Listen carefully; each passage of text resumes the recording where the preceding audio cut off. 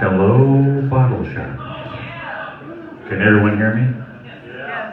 The blue zone is for the immediate loading and unloading of passengers only. Everybody hear me? Okay. So I recently had a sex change. I've started having it again. Yeah. That's a sex change joke. That's what you missed. Why the suit, Lance? Well, I don't wear the suit for the downtrodden or to make any sort of political statement. I believe that you should dress for your next position in life. And for me, I'm 47, so that's a dead guy. Actually, I don't really have parents. This is what happens when Nick Offerman and Zach Galifianakis get into a teleporter at the same time. They're all sort of mashed together. Scotty throws up and says, "It's a mass of beard and hair trying to be a man." I tried lots of jobs before comedy. I'm an HVAC technician. I was in the Army and such. I tried nursing, actually, but I didn't have the nipples for it. There's the nipple joke for it. A lot of people getting married and divorced, all very confusing.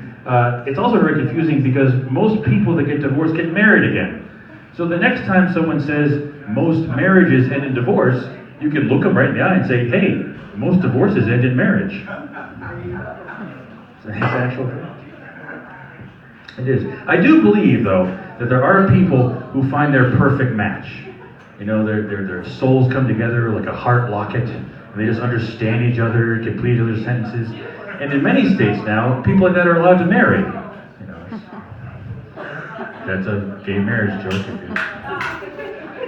Maybe so.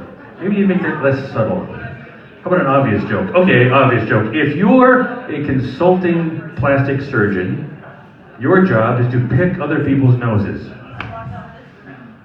Is that an obvious enough joke for you guys?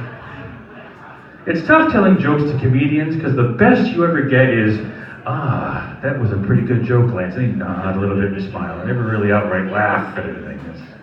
That's too much.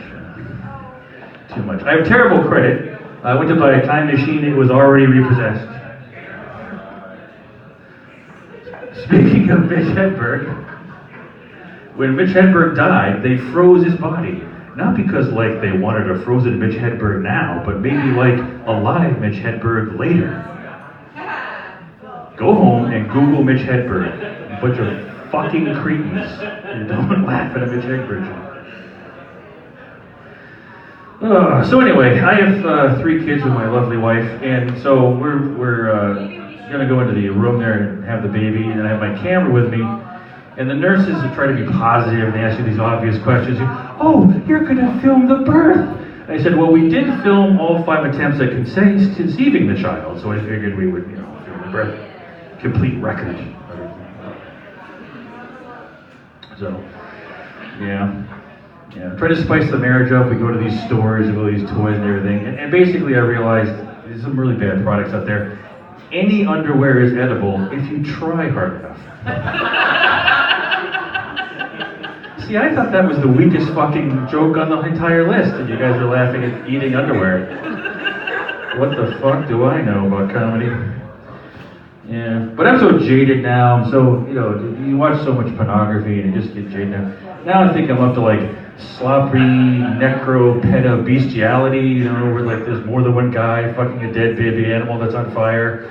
It's like the threshold now, You see 2 girls, 1 cup, and you're making a noise like you found a quarter in the rug. It's very difficult to get a reaction from pornography these days. Yeah. I go to a lot of, I'm a very charitable guy. I go to a lot of charity benefits. I actually went to a benefit for tsunami victims. Bands, 4 or 5 bands, huge stadium. And I got a couple beers in me, and I started trying to do the wave. I know, it was inappropriate. So security comes up, and I say, can I get carried away? That's a little over your heads, that joke. Hey, groaning is reacting, so fuck y'all. I'll take fucking groaning any day. Any day at all. I went to the doctor. My wife wanted me to try one of these holistic, doctors, left-wing sort of goofy doctors. And I went there for a very personal reason, for erectile dysfunction. And I got a prescription for a helper dog. 5, 4, 3, 2. That guy laughed. One guy laughed. A helper dog joke. The dog would be named Lucky, by the way. That was the part of the joke. Lucky the helper dog. Yeah. So I had a dream that I died. No one thinks death is funny. That's good. And so some things don't change, though, even though you die, and you realize this in your dream. So I'm on my way to heaven, and there's a layover in Chicago. And then I get to heaven, and I go to the buffet, but guacamole is extra. And then I sit down with my taco bowl in heaven, a lot of space in heaven's cafeteria, and I get a call about my student loans. So some things, you can't get away from.